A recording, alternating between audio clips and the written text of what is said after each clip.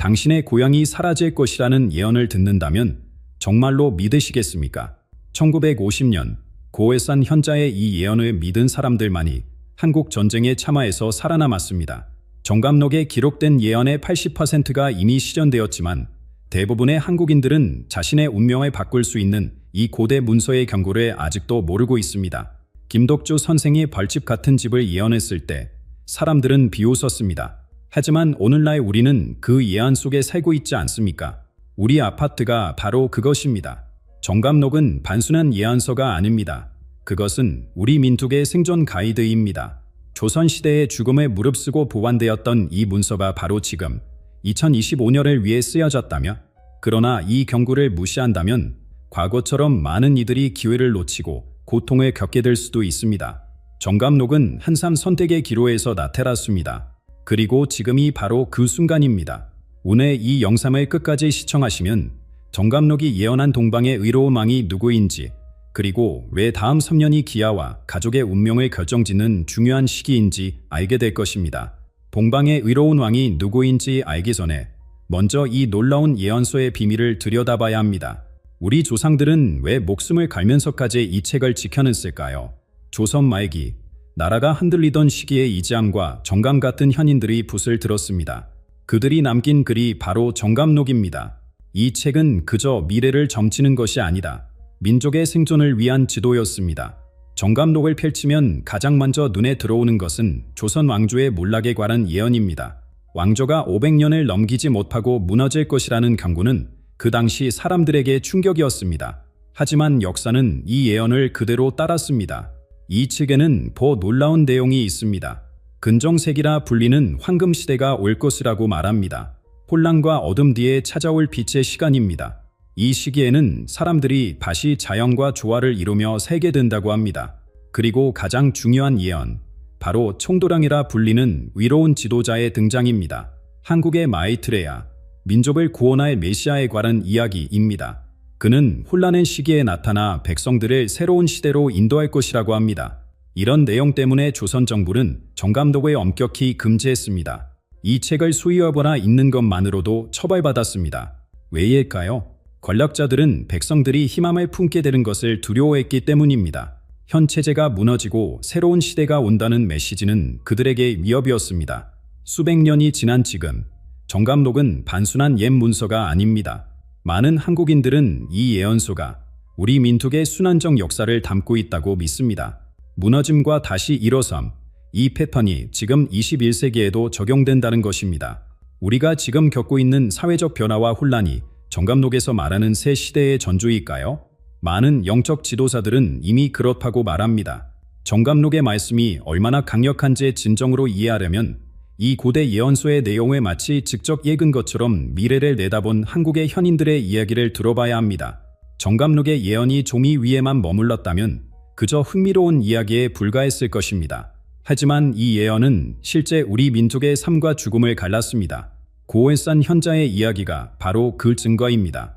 정감록은 혼란의 시기에 생존하는 방법을 명확히 알려주었습니다.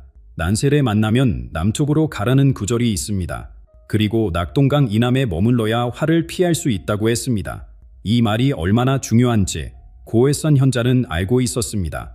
1945년 해방의 기쁨이 채 가시기도 전에 고해산에 사는 한 노연자가 마을 사람들에게 경고했습니다. 모두 낙동강 남쪽으로 피하라. 곧 큰 전쟁이 일어날 것이다. 사람들은 의아해했습니다. 일제의 압박에서 벗어난 지 얼마 되지 않았는데 또 무슨 재앙이 올 것인가? 편자는 계속해서 말했습니다. 정감록에 쓰여 있다. 이 땅에 피바람이 불 것이며 오직 남쪽에 있는 자들만이 살아남을 것이다. 일부 사람들은 웃으며 떠났습니다. 하지만 몇몇 가족들은 그의 말을 믿고 짐을 싸서 낙동강 너머로 이주했습니다. 그리고 5년 후 1950년 한국 전쟁이 발발했습니다. 고해산이 있는 지역은 격전지가 되었습니다. 폭격과 학살로 마을 전체가 사라졌습니다. 하지만 현자의 말을 듣고 낙동강 이남으로 피한 사람들은 살아남았습니다. 정확히 정감록이 예언한 대로 남쪽에 보호받은 자들이 되었던 것입니다. 이 일은 단순한 우연이 아닙니다. 고해산 현자는 정감록의 가르침을 깊이 이해하고 있었고 그 지혜로 많은 생명을 구했습니다. 오늘날까지도 그 지역 사람들은 이 이야기를 전설처럼 절하고 있습니다. 정감록의 가장 심오한 예언 중 하나는 바로 통일에 관한 것입니다. 남쪽으로 피한 자들이 다시 북으로 돌아갈 때 땅이 하나 되리라라고 기록되어 있습니다. 이는 단순한 지리적 이동이 아닌 깊은 영적 의미를 담고 있습니다. 정감록은 이 북으로의 귀환을 세 단계로 설명합니다. 첫째, 마음의 귀환. 남과 북이 서로를 그리워하는 마음을 갖는 것. 둘째, 문화의 귀환. 반절된 문화와 전통을 함께 나누는 것. 셋째, 영포의 귀환. 물리적 경계가 사라지는 것입니다. 지금 우리는 첫 번째 단계를 지나고 있으며 점차 두 번째 단계로 나아가고 있습니다. 고해산 현자의 예언과 정감록의 말씀대로라면 언젠가 우리는 완전한 풍요에 이를 것입니다. 그리고 이것이 바로 정감록이 말하는 근정세기, 황금시대의 시작이 될 것입니다. 하지만 정감록은 고해산 현자의 예언으로 끝나지 않습니다. 이 고대 문서는 새로운 도시대, 변화하는 삶의 방식, 그리고 물질을 넘어보는 눈을 가진 지도자들에 대해서도 이야기했습니다. 김덕주 선생이 바로 그런 특별한 통찰력을 가진 사람이었습니다. 고해산 현자가 지리적 예언으로 사람들을 구했다면 김덕주 선생은 우리가 살아갈 세상의 모습을 정확히 내다보았습니다. 그의 눈에는 우리가 볼 수 없는 것이 보였습니다. 정감록에는 이런 구절이 있습니다. 이중에 눈을 가진 자가 나타나리니 그는 시간의 물처럼 흐르는 강으로 볼 것이라. 김덕주 선생이 바로 그런 사람이었습니다. 그는 1920년대 경산북도의 작은 마을에서 살았지만 그의 영적 시야는 100년 후의 세상까지 뚫어볼 수 있었습니다. 마을 사람들은 처음에 그를 미쳤다고 생각했습니다. 그가 말하는 것들이 너무 순당했기 때문입니다. 하늘에 나는 철새 같은 것들이 불을 뿜으며 하늘을 가득 채울 것이다. 지금 우리는 이것이 비행기와 헬리콥터를 묘사한 것임을 알고 있습니다. 그러나 김덕주 선생의 가장 놀라운 예언은 이상한 군인들의 도래였습니다. 그는 머리에서 발끝까지 새로 만든 옷을 입고 얼굴은 보이지 않으며 말도 하지 않는 군인들에 대해 이야기했습니다. 현대의 특수부대와 완전 무장한 군인들의 모습을 정확히 묘사한 것입니다. 당시에는 상상할 수 없었던 광경이었지만 지금은 우리 일상의 일부가 되었습니다. 더 놀라운 것은 김덕주 선생이 현대 도시의 모습을 예언한 것입니다. 사람들은 벌집 같은 집에 살게 될 것이다. 집이 하늘로 솟아오르고 사람들은 땅에 발을 딛지 않고 살 것이다. 이것은 현대 아파트 단지의 모습을 완벽하게 묘사한 것입니다. 정감록에도 이와 유사한 구절이 있습니다. 새로 된 집들이 하늘에 향해 솟아오르고 사람들은 서로 옆에 살면서도 얼굴을 모르리라. 오늘날 우리가 사는 아파트 생활과 얼마나 닮았습니까? 이웃의 얼굴도 모른 채 수십 년의 같은 건물에서 살아가는 우리의 모습이 정확히 이 예언과 일치합니다. 김덕주 선생은 이런 물리적 벼라 너머의 의미도 산용했습니다. 벌집 같은 집에 사는 사람들은 몸은 가까이 있어도 마음은 멀어질 것이다. 서로의 눈을 보지 않고 목소리를 듣지 않으며 살게 될 것이다. 오늘날 우리가 경험하는 부시의 수혜와 단절을 정확히 예견한 것입니다. 정감록과 김덕주 선생의 예언은 단순히 물리적 변화를 말하는 것이 아닙니다. 그들은 이런 벌집 같은 집이 인간 연결의 붕괴와 통제된 사회의 등장을 상징한다고 보았습니다. 사람들이 서로에게서 멀어지고 자연과의 연결도 잃어버리는 시대가 올 것이라고 경고했습니다. 그러나 이 예언에는 희망의 메시지도 담겨 있습니다. 정감록은 이러한 부스들이 큰 변화가 일어날 것이라고 말합니다. 벌집 같은 집들 사이에서 새로운 깨달음의 물결이 시작될 것이라는 예언입니다. 김덕주 선생도 벽이 무너지고 사람들이 다시 서로를 보게 될 날이 올 것이라고 말했습니다. 우리가 현재 살고 있는 이 수직적 도시대, 우리가 매해 경험하는 이 수혜는 사실 정감록이 예언한 황금시대, 직전의 필연적인 과정이라는 것입니다. 큰 결할은 항상 혼란에서 시작됩니다. 우리는 지금 그 과정에 살고 있습니다. 도시의 콘크리트 벽 사이에서 변화의 씨앗이 자라고 있는 동안 산속에서는 또 다른 예언의 열쇠를 진 한 남자가 조용히 돌을 쌓고 있었습니다. 그것은 마치 고대 예언의 연속과도 같았습니다. 도시의 콘크리트 미로에서 벗어나 산으로 눈을 돌려보면 우리는 또 다른 형태의 예언을 발견하게 됩니다. 돌로 만들어진 침묵의 예언, 마이산의 돌탑이 바로 그것입니다. 정감록은 분명히 말합니다. 성스러운 산에서 하늘의 징조가 나타날 것이며 그곳에 세워진 탑이 새로운 시대의 축이 될 것이다. 많은 사람들이 이 구절을 단순한 상징으로 여겼지만 이가병 선생은 이것이 문자 그대로의 지시라고 믿었습니다. 마이산은 예로부터 신비한 산으로 알려져 왔습니다. 두 개의 봉우리가 여성의 가슴처럼 솟아있어 마이라는 이름이 붙었으며 이곳은 오래전부터 영적 에너지가 가는 장소로 여겨졌습니다. 정감록은 이런 상봉산이 특별한 의미를 지닌다고 말합니다. 1950년대 전쟁의 상처밭에 암을 기도 전에 이가병 선생은 마이산에서 특별한 작업을 시작했습니다. 그는 탁신이라 불리는 볼탑을 쌓기 시작했습니다. 하나가 아닌, 둘도 아닌, 그의 생애 동안 무려 80개 이상의 탑을 쌓았습니다. 이 탑들은 단순한 볼더미가 아닙니다. 각각의 탑은 음양오행의 원리에 따라 정교하게 설계되었습니다. 볼의 크기, 방향, 심지어 볼 사이의 간격까지도 우주의 법칙을 따르고 있습니다. 이가병 선생은 30년이라는 긴 세월 동안 우직성과 어깨로만 무거운 돌을 나르며 이 탑들을 완성했습니다. 사람들은 왜 그가 이런 일을 하는지 물었습니다. 이가병 선생의 대답은 간단했습니다. 내가 쌓는 것은 팝이 아니라 기도입니다. 이것은 민족을 구원하기 위한 물리적 기도문입니다. 그는 정감록에 예언된 대로 새로운 시대의 기초를 놓고 있다고 믿었습니다. 더욱 놀라운 것은 이가병 선생이 자신의 작업에 대한 모든 기부금을 민족의 독립과 자유를 위한 실질적인 지원으로 전환했다는 사실입니다. 그는 일제강점기부터 팝을 쌓기 시작했으며 많은 사람들이 그에게 제공한 본을 저항 운동에 보냈습니다. 그의 팝은 단순한 종교적 상징이 아니라 실제적인 희생과 저항의 증거였습니다. 정감록에는 볼로 된 기둥이 하늘과 땅을 연결할 때 구원의 문이 열릴 것이라는 구절이 있습니다. 이가병 선생은 자신의 탑이 바로 그 돌로 된 기둥이라고 믿었습니다. 각각의 탑은 특별한 예언적 의미를 담고 있으며 일종의 영적 인장과 같다고 생각했습니다. 오늘날 마이산을 방문하는 사람들은 여전히 그 탑들이 서 있는 것을 볼 수 있습니다. 그리고 이가병 선생이 없는 지금도 그 탑들은 여전히 깨어날 순간을 기다리고 있다고 합니다. 정감록의 예언에 따르면 적절한 때가 오면 이 탑들은 새로운 시대의 도래를 알리는 영적 신호탄이 될 것입니다. 많은 영적 지도자들은 이 탑들이 단순한 볼더미가 아니라 정감록의 예언을 물리적으로 구현한 것이라고 말합니다. 탑의 배열, 구조, 심지어 그 위치까지도 고대의 예언과 일치한다는 것입니다. 탑들은 마치 별자리처럼 배열되어 있으며 하늘의 움직임과 조화를 이룹니다. 이가병 선생은 자신도 모르게 우주의 비밀 지도를 지상에 구현하고 있었던 것인지도 모릅니다. 마이산의 돌탑들은 지금도 그곳에 서서 침묵 속의 미래를 예언하고 있습니다. 그리고 더욱 놀라운 현상이 그 산에서 목격되었습니다. 하늘이 징조를 보내려 할 때는 심지어 자연의 법칙마저 뒤집히는 법입니다. 얼음이 위로 솟아오르는 기이한 현상, 그것은 정감록에서 예언된 역행하는 기적의 시작이었습니다. 마이산의 돌탑이 사람의 손으로 만든 예언이라면 자연 자체가 보여준 기적은 훨씬 더 강력한 메시지를 전합니다. 그 기적은 바로 솟아오르는 얼음이었습니다.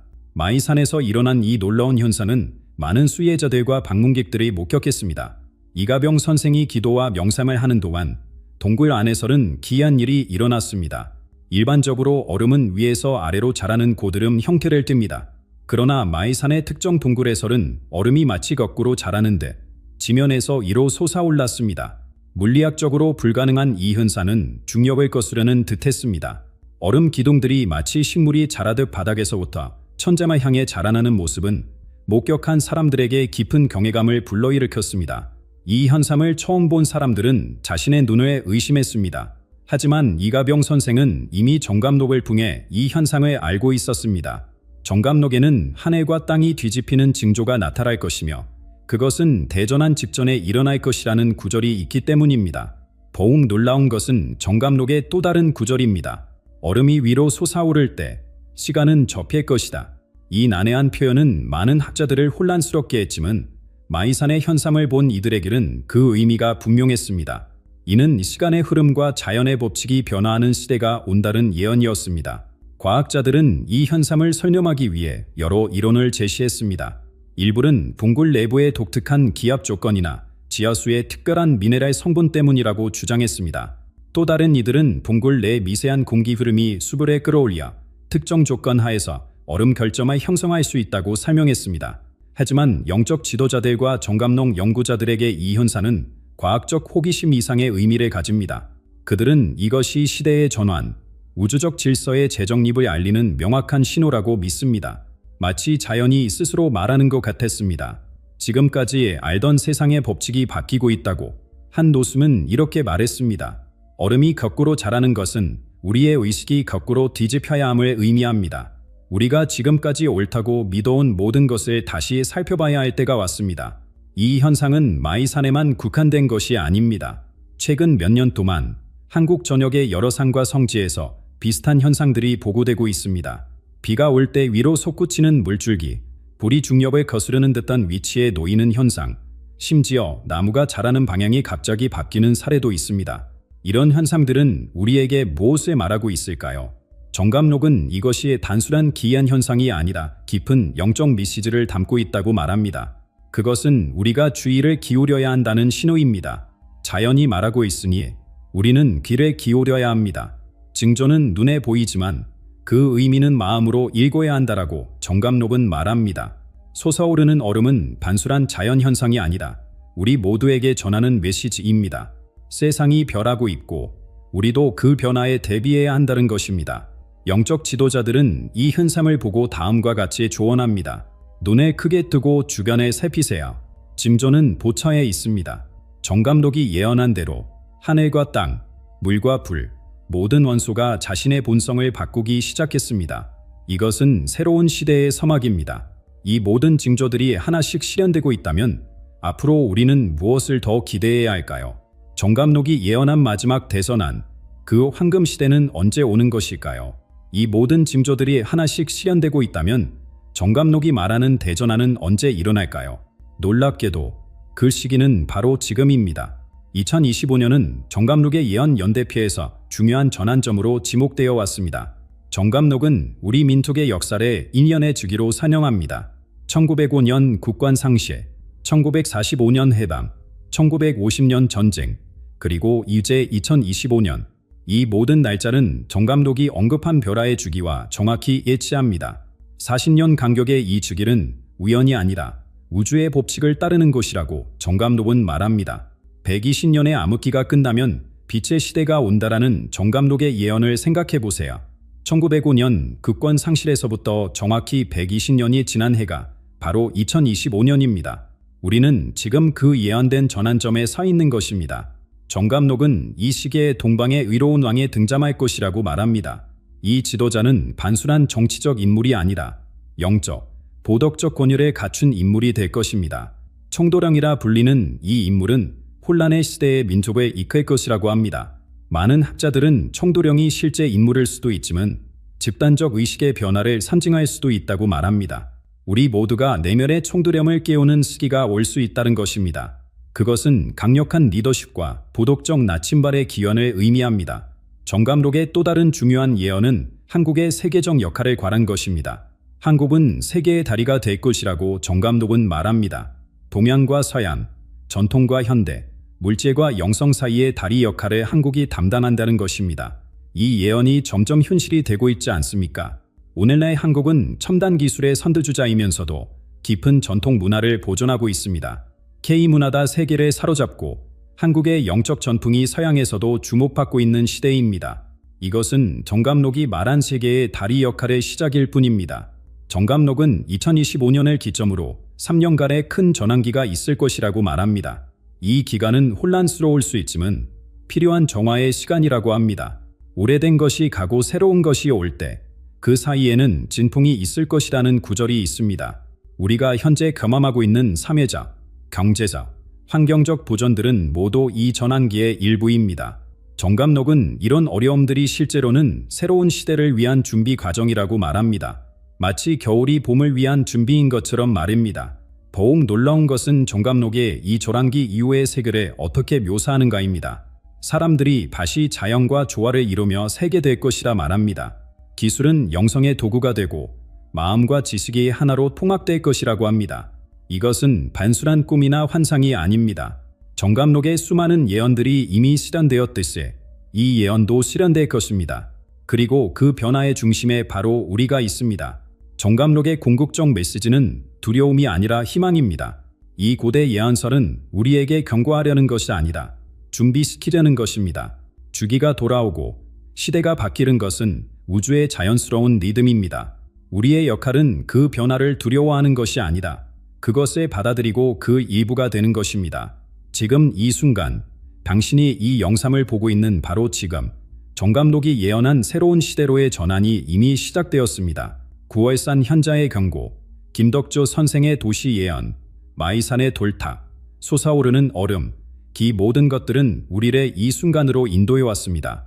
이제 우리 각자는 선택해야 합니다. 변화의 물결에 휩쓸릴 것인가? 아니면 그 변화를 함께 만들어갈 것인가? 정감록은 그 선택이 바로 우리 삶과 우리 민족의 운명을 결정할 것이라고 말합니다. 여러분의 생각은 어떻습니까? 정감록의 예언이 실현되고 있다고 느끼십니까? 댓글로 여러분의 경험과 생각을 나눠주세요. 그리고 다음 영상에서는 정감록이 예언한 동방의 의로운 왕의 정체에 대해 더 깊이 파헤쳐 보겠습니다. 여러분의 많은 관심 부탁드립니다.